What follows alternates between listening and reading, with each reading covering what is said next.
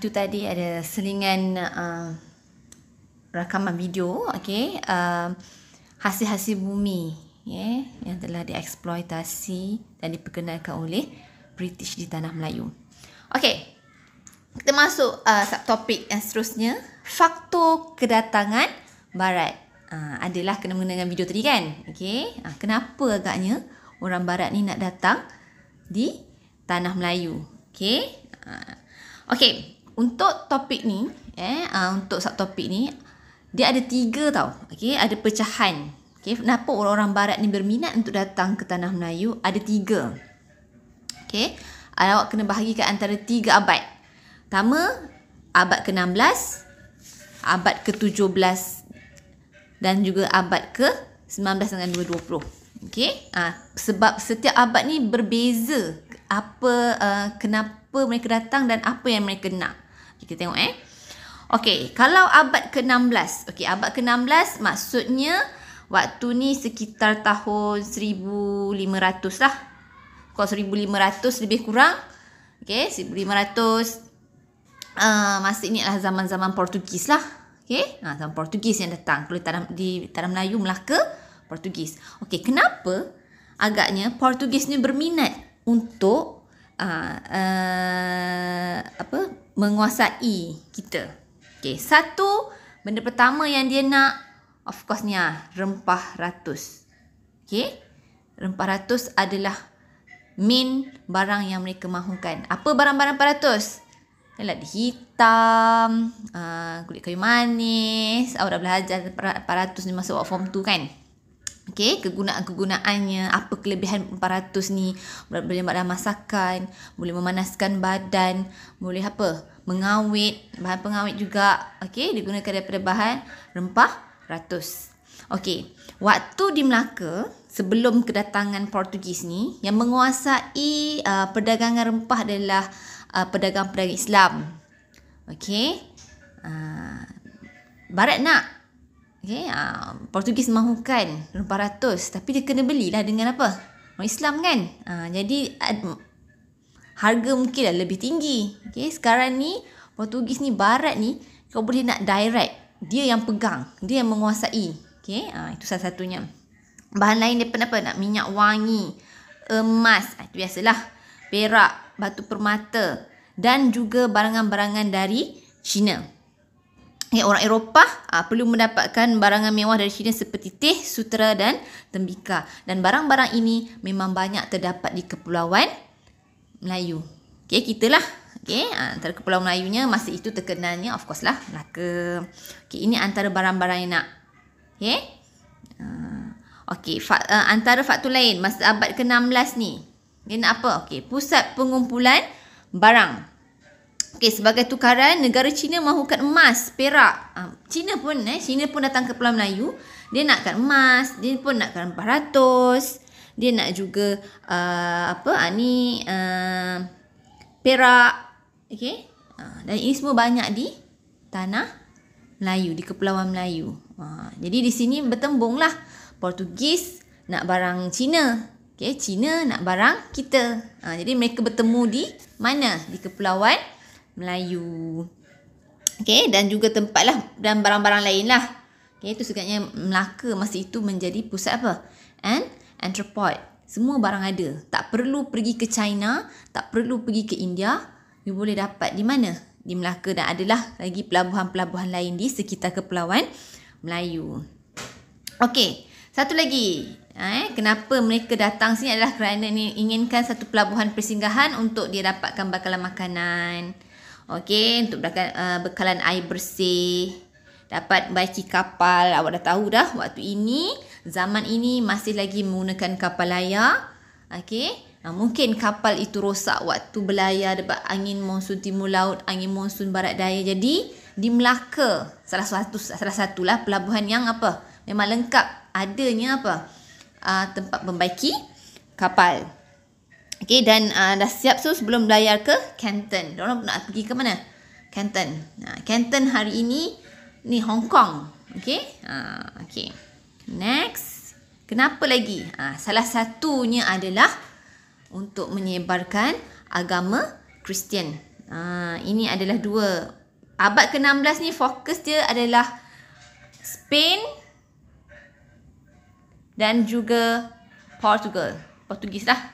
Okay, mereka ini adalah negara-negara yang mengamalkan agama Kristian, dan matlamat dia apabila sambil dagang sambil adalah untuk menyebarkan agama agama Kristian, dan mereka mengamalkan konsep 3G ni. Datang mesti ada 3, iaitu gold. Gold untuk mendapatkan bahan mentah lah. Gold, bahan mentah tak semestinya emas, semualah rempah ratus, emas. Gospel adalah untuk menyebarkan agama. Menyebarkan agama lah. Glory, kerana kebanggaan. Portugis dengan Spain ni, diorang ni saling bersaing. Siapa dapat tanah jajahan yang paling banyak. So bila dapat paling banyak, itulah hebat. So banggalah. Ini antara yang berlaku. Ini adalah pada abad ke-16. Waktu ini ada Portugis. Lewat 16-17 kita dah start Belanda. Next kita tengok pula abad ke-17 dan ke-18. Masa ni dah berubah sedikit. Sebab ada perkara yang berlaku di Eropah menyebabkan bahan yang mereka nak pun lain. Dan fokusnya lain. Pula abad ke-17 dan abad ke-18 berlakunya revolusi perindustrian. Apa maksud revolusi? Revolusi ini adalah satu perkara yang berlaku secara besar-besaran. So kalau revolusi perindustrian, maksudnya perindustrian telah berlaku secara besar-besaran di Eropah. Antara negara-negara perindustrian masa tu yang telah bangkit dan telah bangun adalah Britain, Jerman, Perancis. Banyak kilang-kilang. Banyak barang yang diorang produce. Bila dah produce banyak barang, mereka perlukan bahan mentah nak buat. Contohlah mengetin makanan. Tin tu nak buat can tu perlu adanya timah. Jadi mereka memerlukan bahan tu banyak. Mana banyak? Oh, ada. Dekat Tanah Melayu ada banyak tin. Jadi mereka nakkan bahan-bahan tu. Tu antaranya untuk mendapatkan bekalan yang berterusan. Kedua, of course lah, nak cari pusat perdagangan, nak jual barang-barang mereka tu, kan? Dan untuk memasarkan barang-barang buatan mereka. Itu antara sebab kenapa berlakunya pada abad ke-17, kenapa mereka aim kawasan Tanah Melayu lah kalau British. Sebab kita ada bahan mentah yang mereka nak, iaitu biji timah. Next. Tengok pula abad ke-19 dan ke-20. Biji timah still lagi on.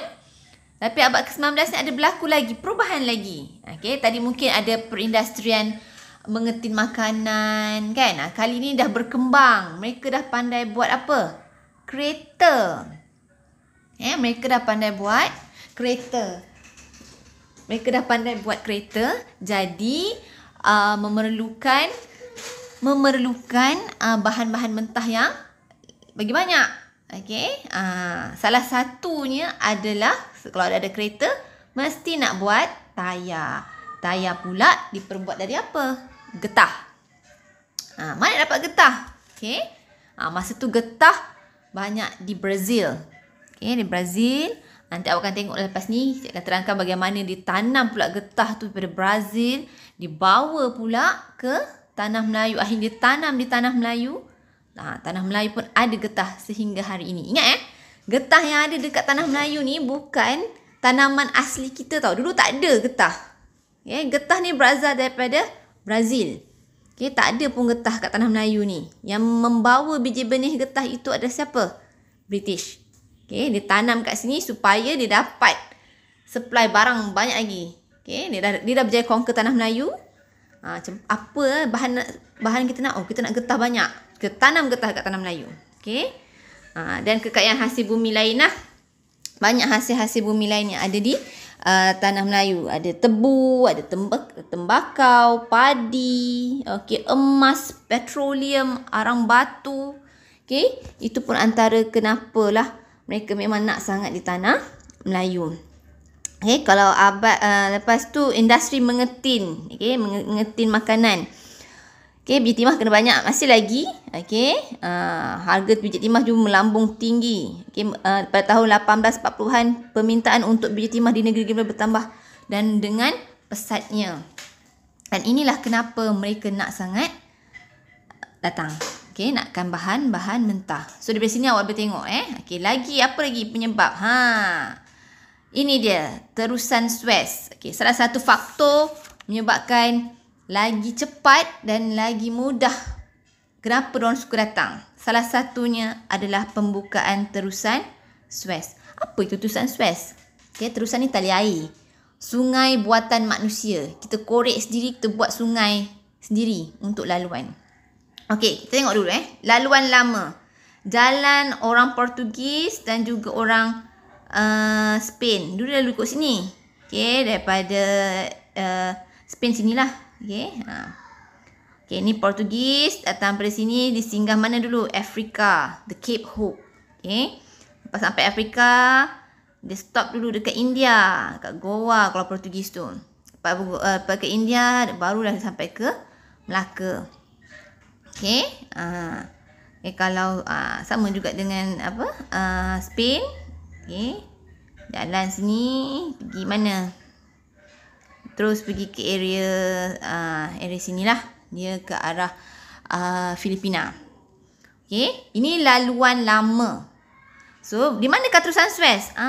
Sini di Mesir. Terusan Suez ni. Sini Okey, awak nampak kan kecil tu kan? So, daripada sini kita dah cut dah jalan lalu sini.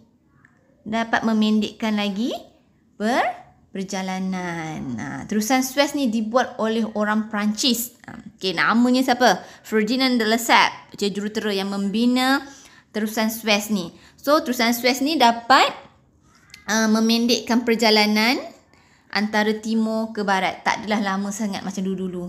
Okey, kita dah cut. So, lagi senang, cepat. Barang boleh ambil, bawa sana balik, hantar sini balik. Okey, cikgu tunjukkan macam mana rupa terusan Suez tu.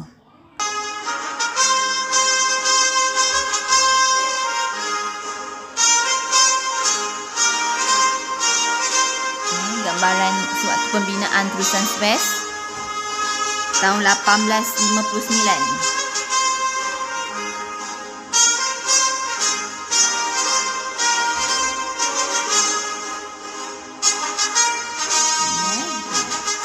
Sungai buatan manusia supaya kapal-kapal boleh lalu. Itulah dia sungai ni.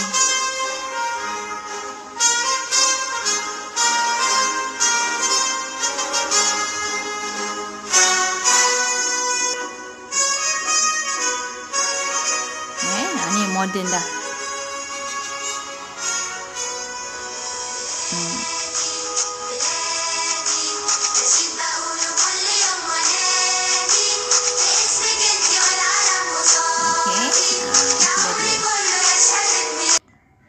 Okey, faktor lain pula lagi kapal wap. Okey, ni kapal wap. Kapal wap ni dapat menjimatkan masa perjalanan sebabnya dah tak menggunakan angin kan. Dulu kita pakai kapal layar. Bila dah ada kapal wap ni dia punya menggunakan arang batu. Jadi dia boleh berjalan bila-bila masa. Tak perlu lagi dah nak tunggu angin monsun, barat daya, timur laut nak bergerak. Okey, dah menggunakan kapal wap. Jadi dia boleh pergi bila-bila masa. Okey, dan juga dapat banyak bawa muatan yang banyak. Pengantaran barang mudah dan juga murah. Okey. Lepas tu kita ada persaingan kuasa-kuasa barat. Macam tadilah saya cakap. Mereka ni bersaing tau. Siapa dapat jajah yang kawasan yang luas, banyak tanah jajahan, dialah paling hebat, paling bagus, paling prestige. Orang akan takut, orang akan salute. Jadi dalam banyak-banyak kuasa barat yang menjelajah, kuasa-kuasa penjajah ni, British adalah kuasa penjajah paling hebat. Dia digelarkan sebagai sampai ada satu quote mengatakan, the sun never set on the British Empire. Maksudnya penjajahan dia tu satu dunia ada. Ada tempat negara yang dijajah oleh British. Okay, 100 lebih negara. Kita ada penciptaan alat telegraf. Maksud telefon tak lagi tapi telegraf. Jadi memudahkan perhubungan. Okay, apa tu telegraf? Dia macam ada coding lah. Tekan. Lepas tu ada keluar. Dia tahu lah kod tu huruf A. So orang boleh tulis. Okay, telegraf. Actually telegraf ni digunakan oleh tentera. Lepas tu dia jadikan ia sebagai apa? Untuk perhubungan, perniagaan. Okay, next one adalah slogan beban orang putih. Ni antara last lah. Dia kata kenapa dia nak datang tempat kita? Sebab dia kata dia ni bertamadun. Merasakan peradaban mereka lebih tinggi. Dia datang tempat kita tak pakai kasutnya, baju macam ni. Agaknya pergi Afrika orangnya macam ni, pergi India orangnya macam ni kan. Tengok orang Melayu lah macam ni, orang Melayu rumah pun macam orang lautan je. Jadi dia rasa apa? Mereka ni bertanggungjawab untuk mengubah orang-orang di mana? Kawasan-kawasan kita lah. Berhasrat untuk menyebarkan pengaruh tamadun masing-masing. Masing-masing nak tunjuklah hebatnya orang ni. Dan masing-masing kerajaan negara-negara yang negara penjajah ni, masing-masing ada dia punya slogan. Kalau British dengan slogannya The White Man Burden, beban orang putih. US pun ada juga, The Protection of an Anglo-Saxon. Kalau France, tugas untuk menyebarkan tamadun. Banyaklah negara-negara yang berjaya dijajah. British, India, kita. Awak boleh tengok, awak boleh search negara-negara yang dijajah oleh British. US kalau di Asia Tenggara ni dia menjajah Filipina selepas Spain. Perancis, negara-negara Indochina, Laos, Vietnam, Cambodia, dan ada beberapa lagi lah. Itu sahaja untuk topik hari ini. Nota pengukuhan untuk awak fahami. Itu sahaja. Terima kasih. See you next lesson. Bye.